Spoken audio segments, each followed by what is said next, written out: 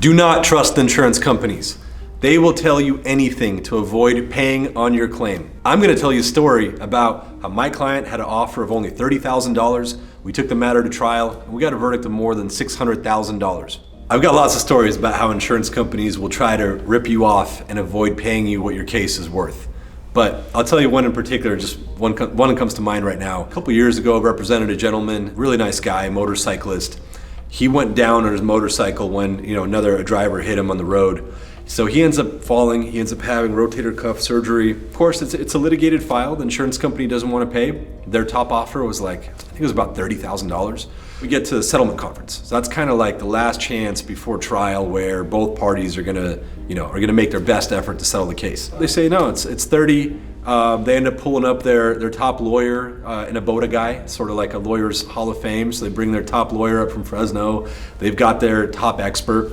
And you gotta understand, these insurance companies, they have these medical experts who are doctors who basically work full-time for the insurance company. They've never found a case that they can't deny or call it a sprain strain, or perhaps injured party's obese or something. They'll always find an excuse to avoid paying the claim. So no matter how badly they injured you, it's always going to be your fault in some way, or maybe you had a subsequent injury, right? Or sprain. Everything's a sprain strain to them. So anyway, so they get one of those guys that they're very excited about, and they're like, we're gonna crush you, we're gonna just crush your case. Take us $30,000. We felt good about our case, and tremendous credit to my client to having the bravery that he did, not being intimidated. So what we do is before trial, we exchange discovery, right? There's a discovery process with the insurance company. And all of their verified discovery, everything under oath, it's always, we have a $500,000 policy, never anything different, always $500,000. We say, great, that's what the case is worth, pay $500. They say, 30. So before trial, I send them one final demand, and I said, look, by trial, you better pay the $500,000 policy limit, or else we're going to trial and we're going to seek actually more than that at trial. So I get an email back from the defense lawyer at 11 o'clock at night, the day before trial. And he says, hey, we accept your policy limit demand.